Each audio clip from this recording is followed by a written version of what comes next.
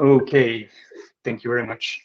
All right, so welcome everyone to this webinar. So as you know, this morning we'll be discussing the best features of the new Winter 22 release for the selection that I have made. So by no means it's everything, but just a few. Before we start, just a few rules.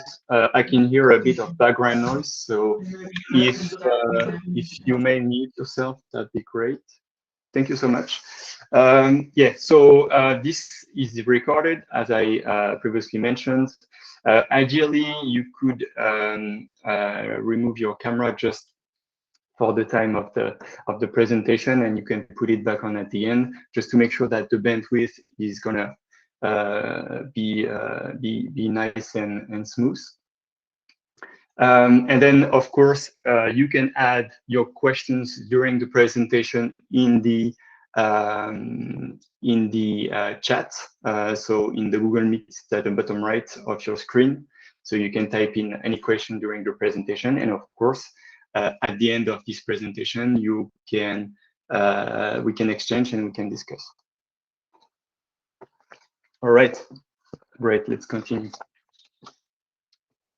Like I said, so this is currently recorded. So what that means is that there's two things that means. First of all, we will be sharing this video together with you at the end of this webinar. We'll also send you an email with some content and different links to resources. So we do have a YouTube channel, as you can see.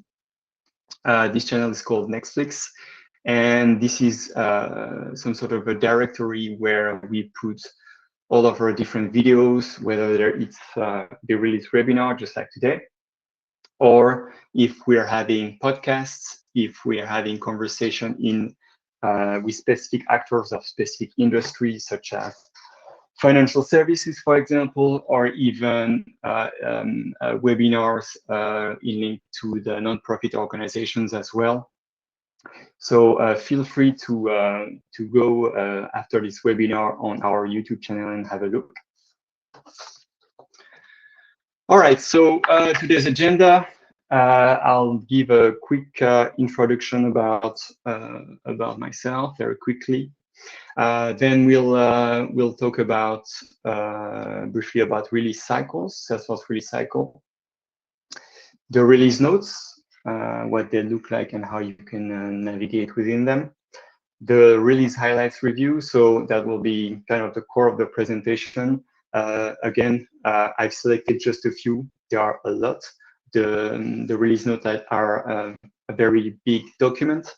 And I'm sure that there will be more that could be of interest to you, but for the sake of this webinar, I've just made that particular selection. And like I said before, we will provide you with resources. Yes? Anyone wants to add something? Okay, okay, all right. Okay, so let's continue. Quick intro. So I'm just going to present myself very quickly. My name is Julian. You can find me obviously on LinkedIn. I am a Salesforce consultant at Nexell. I've been working with Nexell for over 4 years now. And I am also a cloud future sales engineer. I'll be drinking during this session, so water. So yes, so I'm also doing demonstrations. So you might have seen me already in the past. In terms of, so I hear other people joining, in terms of my background, so like I said, 4 years at Nexell, but I've worked in IT for about 5 years now. I am, of course, Salesforce certified. All of the team at Nexell, we are all certified consultants in many different areas, but we're certified. In terms of education, so I completed an MBA a few years back, 2015. And then in terms of what I do, my hobbies, I'm a bit of casual runner. So you can see a little image right here. That is when I run a half marathon in Lyon. But anyways, enough about me. Last image you can see here is Geneva, as you might have recognized. So Nexell has offices across Switzerland. So we're located in Geneva, we're located in Bern, Brugg, and Lugano. So you can find us all across Switzerland. All right, so now let's have a few words about Salesforce release cycle. So first thing first, what's a Salesforce release? So this is basically how Salesforce deliver new features and functionality to their customers. So you, the end users or admins, and this is done 3 times a year. So you'll have it goes after season's name, as you might already have guessed. So we have spring, summer, and winter. In terms of those, I will jump into more details into the dates in a minute. But those updates are seamless and automatic. They usually happen in the weekend, and they are very short. I was looking, the last one I think was 1 minute and 30 seconds, so there shouldn't be any disruptions. Yes, and so the availability of the new releases are made available first into your sandboxes and into your production org. So in terms of dates, for spring, we're looking at January for the sandboxes and February for the production. For the summer release, we're looking at May for the sandbox and June for the prod. And then finally for winter, we'll have the testing in the sandbox in September and the release in October. Now what I'm going to do is to jump into Salesforce Trust website, just to give you a bit about extra information on those dates. So let me just quickly escape from my presentation here and jump into Salesforce Trust website. So that's here that you can find a lot of information here on the Salesforce performance and security. Of course, this is kind of the place to go for that. But here we are talking about the Salesforce release and specifically release dates. So what I'm going to do here is I'm going to just scroll down to the system status and click on Learn More. And then here, I'm going to go ahead and jump into status.salesforce.com and jump into the status. So again, this is just to give you an example. So here, what I will do is I will look at a specific instance just to show you what it looks like.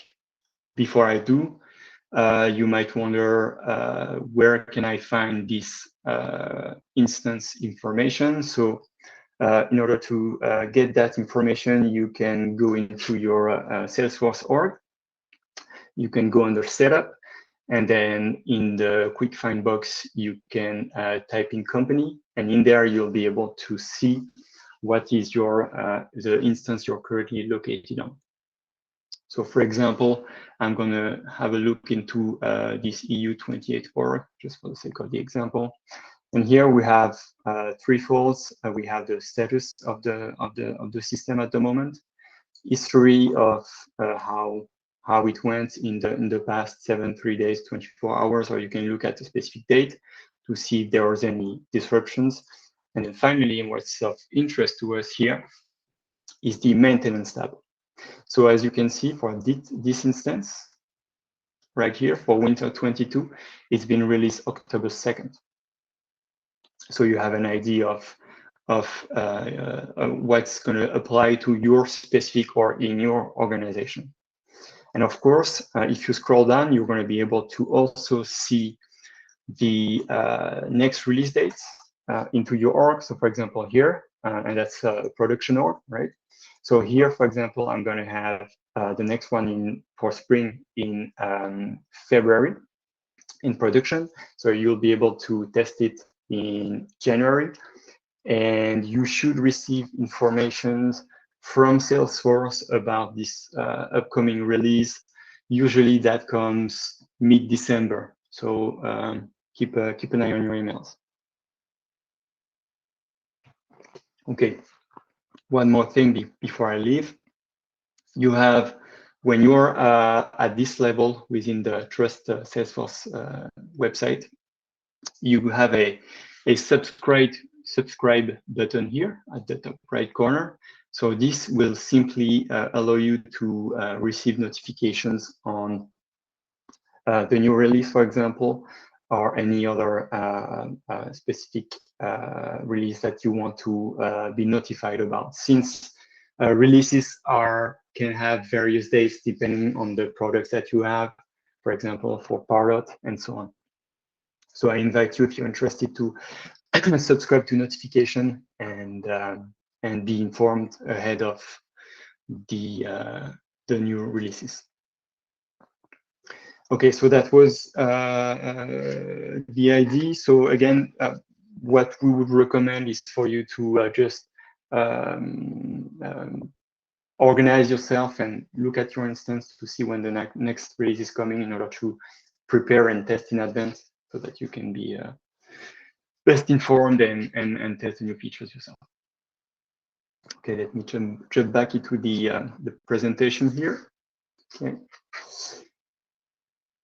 Okay, so that's going to be a bit of a back and forth. I hope it's okay for everyone. So now we're going to look at the release notes. So I'm just going to lead the presentation again and go into the release note to show you what it looks like. So you can just find those release notes by any search into Google. And then you'll find those releases available for you to browse. These releases are also available in PDF format. So if you would like, for any reason, to have the PDF rather than browsing this HTML website, you can do that. And then just a few words on this release. So you have a search box here, so you can just type in whatever feature that you want to look back on. So for example, this is one I will show you, and you can simply go ahead and have a look. Otherwise, what you do have and what you can use is the filters options here.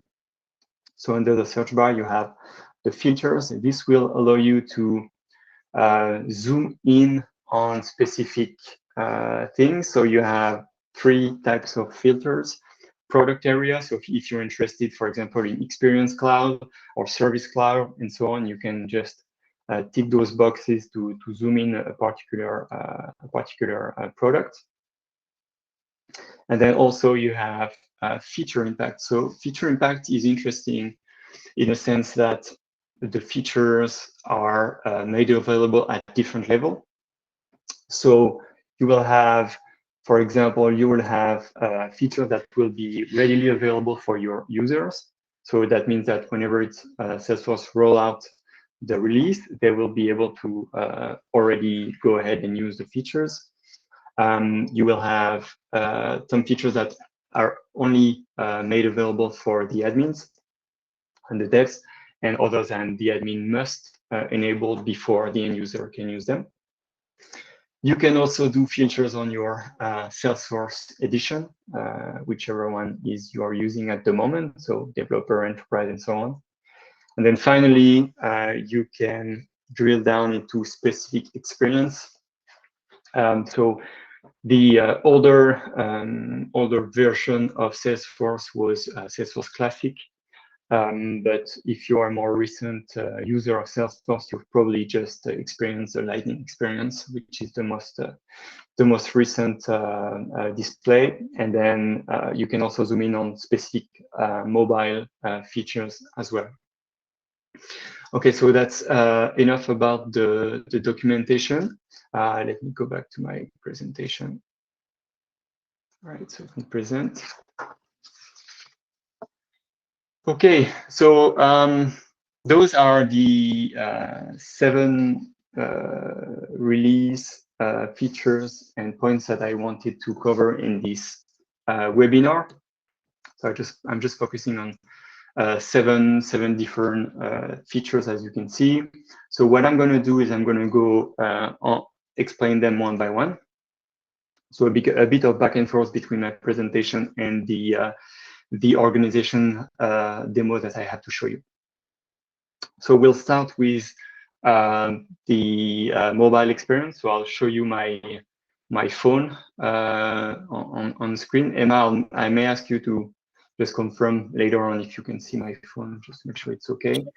No problem. Thank you. Then we'll look at activities filter, the dynamic gauge on charts. We'll look at the inline editing in reports. This is something that was happening before that, but has been extended, and we'll look into that. We'll look at the analysis of the Lightning Touch performance. For every point, I'll take more time to explain. I'm just going through quickly. Then dynamic interactions, and then finally, I want to make a quick point about MFA or multi-factor authentication.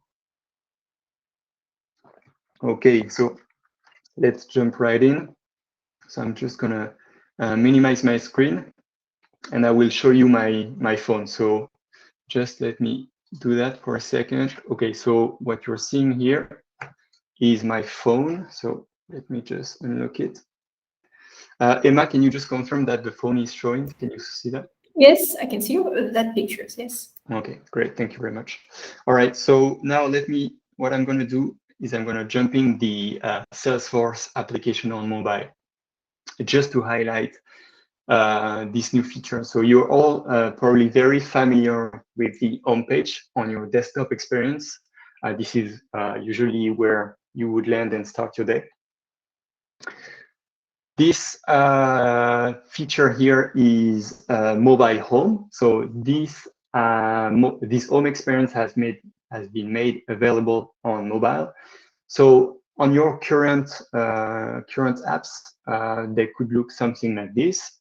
So this is a sales app where I haven't added the homepage, the new feature. So you will have your different objects here, right? And at the bottom, you'll have the first 4 objects showing up with the menu.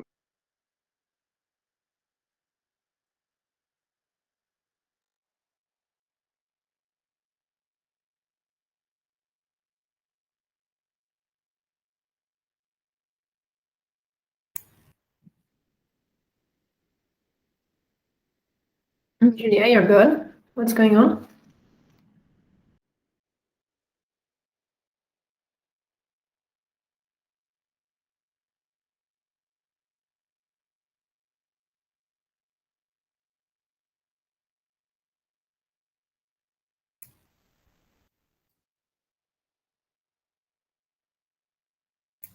Sorry, it seems that Julian has some issue with his connection.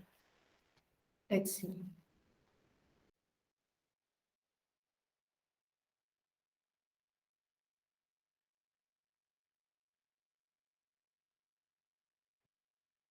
Apparently his computer just shut down. So let's wait for him to find his charger and he will be back. Sorry about that.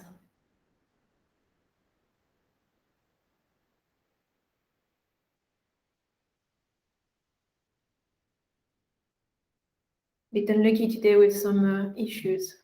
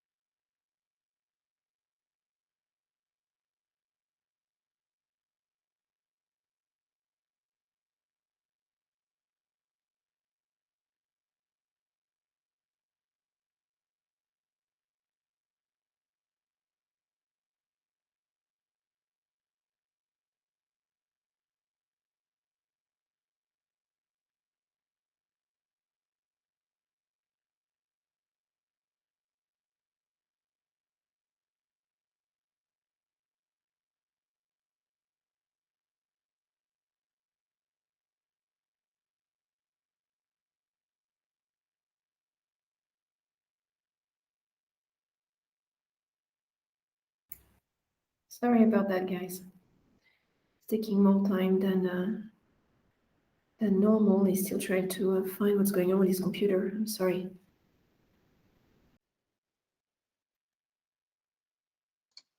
Hello, everyone, can you hear me? Yes, thank you. I'm sorry, my computer completely shut down, so I apologize for this inconvenience. So let me go back to the point I was making. Can you see my screen? We can't see your screen. We just see your face. 1 second. All right, so I hope everybody's still there. Sorry about this issue. Okay, let me know if you can see the screen. Yes, it's working now. Thanks. Okay, great.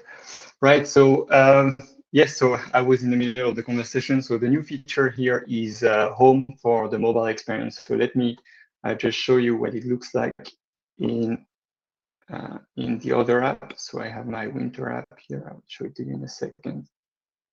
So now you can see here that we have the home option on the mobile, right? So when I jump into that, I can have a similar experience to what I'm having in my desktop homepage. So as you can see, I have my task, my recent elements, my events, and so on. And I'm also going to be able to, on the fly, decide to change the display of these items. So for example, I can just, pressing the cross, I can just completely remove those cards. And then simply here, I can just choose to add them again. So I'm going to add them just on the fly, just for the sake of the demonstration here. And I can, of course, reorder those very simply like this, whichever way I want, and save that again. And this is the new homepage for the mobile experience. All right, thank you very much. So let me go back to the presentation here. All right. Okay, so that was the first feature. Sorry about the interruptions. Now we're going to look at the second one, which is linked to the activity. So let me go to a record here into my organization. Can you see my screen, Emma? Can you see that? Yes. Okay, thank you for confirming. All right, so this feature here is related to the visibility of the upcoming and overdue events and activities within the activity module that you have here to the right. So you can apply, as you probably already know, you can apply filters to these activities here. So by using this wheel here, you can arrange the visibility depending on the days, the activity type. And the update here and the change is on the last part here, which is this one. So before this update, you would have, it's a small update, but you would have the newest upcoming and overdue first, and the oldest afterwards. So now you can simply reorder. So you're going to see this part here with the upcoming and overdue activity, sorry, showing. So if I apply here, then simply it's going to reorder from the oldest first to the newest after. So before that was not available. And for if you wanted to start your day with any task, for example, that you want to prioritize, then you can go ahead and modify the upcoming and overdue view. So again, you go to your activities timeline, and then you will change the sort upcoming and overdue activities here. All right, now let's move on to the third highlight, which are related to dynamic gauge. So let me reshare my presentation again. So we are here. Let me make it a bit bigger. Okay, so the particularity here is that within, so you all know, I'm sure, the reports and the dashboards. when you're on your dashboard, you have multiple elements. One of them is the gauge chart, which is this one. The new feature related to this particular element in your dashboard, the gauge chart, is the dynamic option. So, for example, in that instance, for example, what we are looking at is a specific area related to the overall objective. So the company has set these objectives here. You can see in the section that are red, yellow, and green. And with dynamic option here on the gauge chart, you can zoom in to a particular area. So, for example, a particular team in regards to the KPIs, so the objectives overall of the company. So that, for example, the team working in Singapore can see where their own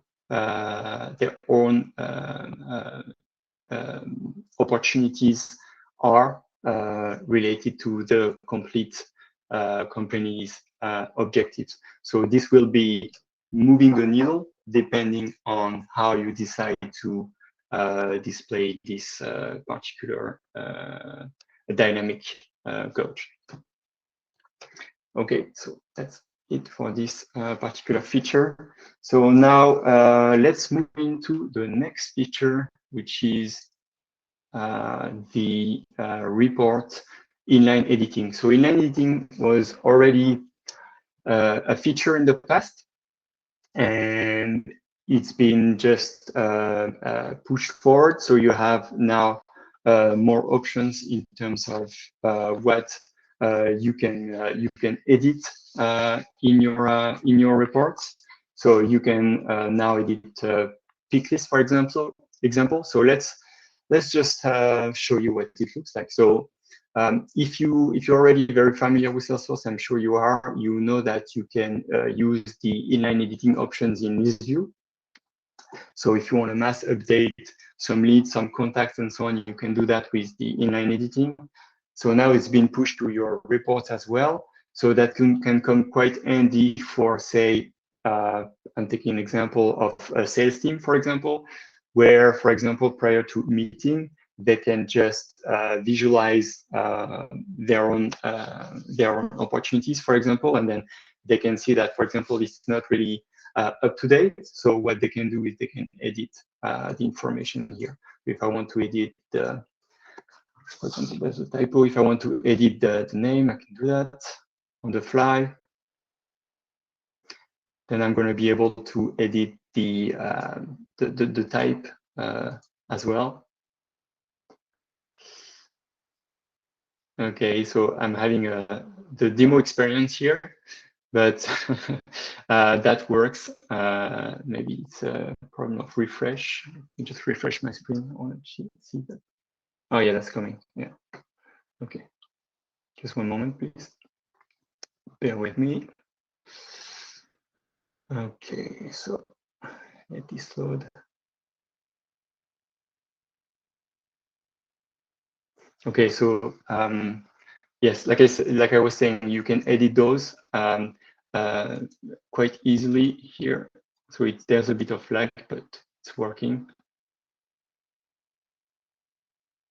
And then you will realize that some of the fields that you won't be able to edit. So that will be the case for the owner, for example, or any formula field. So for example, the formula is basically a calculation of your quantity and your products. And so you're not going to be able to edit that in the inline report editing, but it's been made available for more fields, right? So I'm not sure if you picture that, but this has changed. So I just refreshed it. Okay, good. Great. So now I'm going to move on to the next features, which is related to your Lightning page. So let me go to an account here just for the sake of the demo and of the example. So here, what I'm going to do is having a look at this page. So in the background here of this particular web page where I'm at the moment, there is a Lightning app builder when you're building the bricks that you can see here. And within this editor, I'm going to be able to have an idea of the speed at which this page is loading. So for example, if you feel like your page is loading too slowly, then this tool will become handy in order to make sure that you can make some changes within your page in the Lightning App Builder, and I'll be looking at that in a moment, in order to make it go and appear faster. So let me just jump in and show you what I mean by this. So I'm going to go ahead and click on Setup and Edit Page just to get into the builder.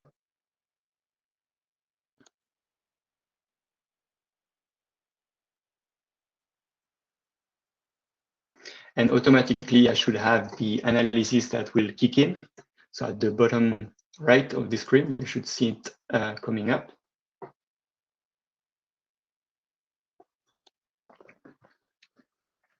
Obviously, it's a bit slow. Maybe I can shut my camera. All right. Okay, so let me make this bigger.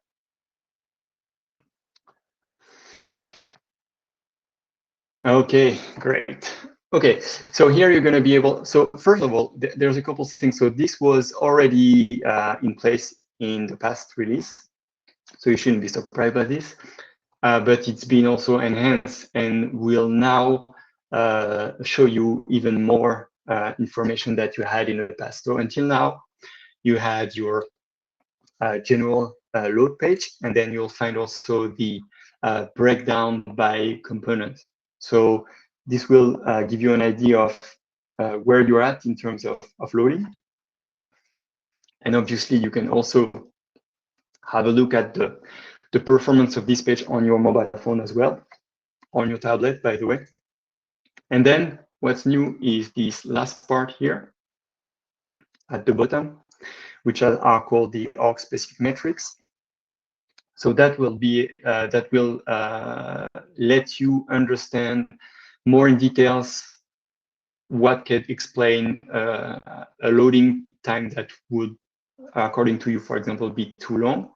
And not only can this be, sorry if I'm scrolling too fast, not only this is about the elements and the components that are built behind your page, but it could also be related to simply your computer and your internet connection.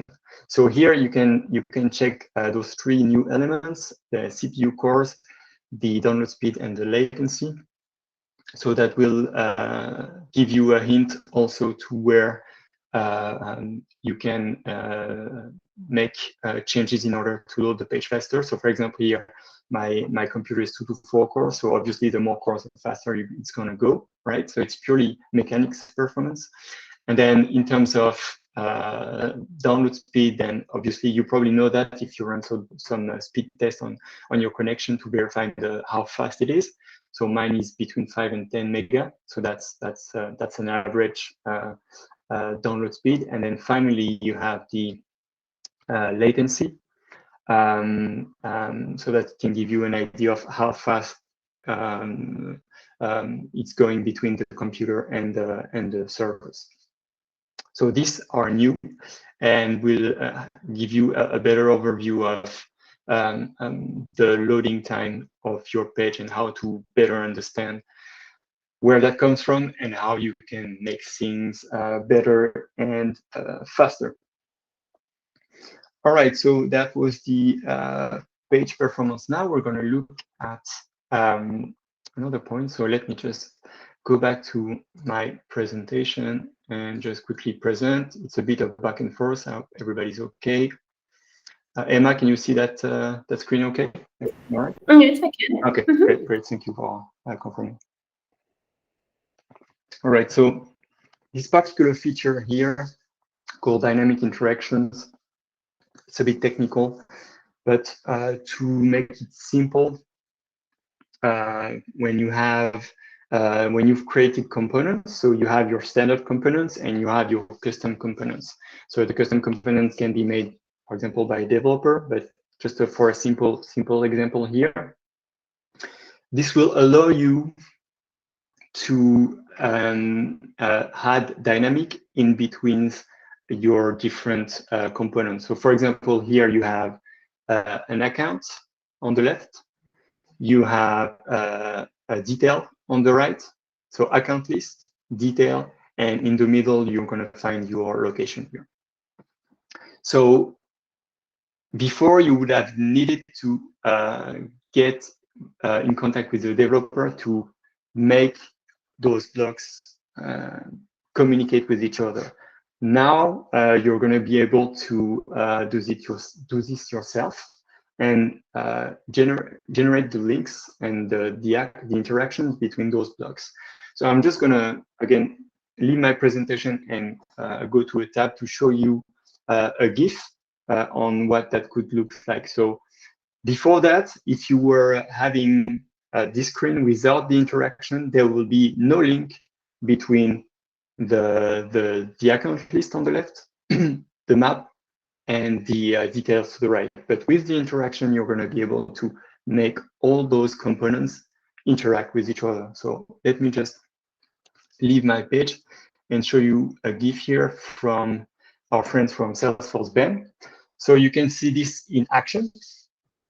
So as you can see here, whenever the person is clicking on one of the accounts on the left, automatically you will have the location that will be displayed, and then finally you will have the information, the detailed information of this record showing to the right.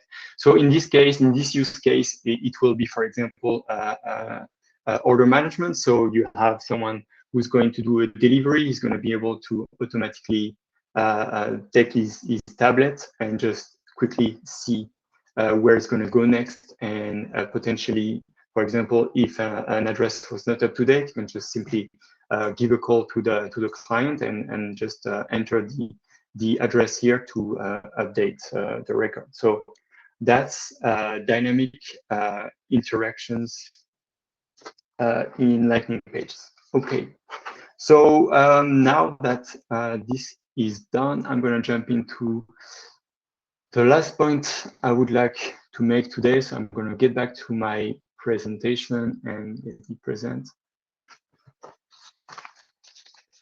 So the last point I want to make is not really a feature, but more of a security change that is going to be made compulsory in the near future. Right, so that was important to mention it today. So this is multi-factor authentication. So let's have a look quickly. So in terms of dates and deadlines, this will be Salesforce will be requiring this feature to be enabled from February. So that means that you will need to use this multi-factor authentication in order to log into your org. So since this may change a bit the way you're used to log into Salesforce, we encourage that you plan ahead and review this feature. So you can do this in a sandbox environment, and we can help you with that so that you can have a look for what it will be like before it's implemented. So the reason behind Salesforce pushing for MFA is basically to counteract the security problems that might be related to cyber attacks. So this MFA is another shield to add security into that authentication. So today you would go to your Salesforce org, depends on how you're set up, but you will, for example, put in your username and you would put in your password. maybe the next step will be for you to receive a verification code, or if you set up your mobile phone, you can receive a text on your phone with the code as well. So now with the MFA, the new authentication, you're going to have a new factor coming to play. So that will be using your phone, so via an app or a USB key. So if I just continue here, you have different ways, different methods that you're going to be able to use. So you can use 2 apps, actually more, but just for the sake of the explanation, you have the Salesforce Authenticator app, right? And then you have third-party apps, so you can use Google or Microsoft Authenticator in order to log in. And then finally, you're going to be able as well to use a security key. So I have one here. Emma, can you tell me if you can see that? Yes, yes, I can. Okay, great, thank you. Which is also a way for you to would be a way for you to log into your org. So this is a pretty major shift. So we will encourage you to prepare in advance, and of course you can get in touch with us in order to prepare for that that change. Okay, so with this demo, like I was saying before, we will be sending you an email recap with a link to this video and the different links to the release notes and all the different features information, and as well as a questionnaire to get your feedback on this webinar. Now we're getting to the end of this presentation. Again, I'm sorry for the interruptions, just a technical issue. And then, so if you would like to unmute yourself, then if you want to discuss anything that I've shared today, you can go ahead. Can you hear me, Emma? Yes, I can. Right, thank you very much. All right. Yeah, so like I was saying, you can unmute yourself. Okay, I can hear a bit. So maybe I'm going to leave my presentation and go into the, let me just stop sharing and look at what we have. Ah, okay, just a message for Michelle. You're welcome, Michelle. Thank you very much for your time. Yeah, so if you have any questions, now is the time. Feel free to jump in. Okay, all right. So if there are no questions, then I think that will be it for this webinar. I thank you again for your participations, for your time, for being here. You can reach out to us, of course, at any times. And if you have any questions popping up after this webinar, feel free to reach out to us as well. And I think that's it. Emma, do you want to add anything on this? Yeah, sorry thanks for your patience, guys, with what happened to Julian laptop today. It was not planned, of course, and you'll receive an email on my side with some details with the survey if you'd like to give us some feedback, and an attachment to the video and the presentation of today. And thanks, Julian, for your time today again. You're welcome. Thank you as well for the confirmation and everything. So everybody have a nice day. Have a great lunch. Take care of yourself. Thank you very much. Yes, you too. And then I'll see you. You're welcome. I'll see you in another webinar. Thank you for your time. Feel free to also follow us on LinkedIn, where we share more about our upcoming events. And on our website,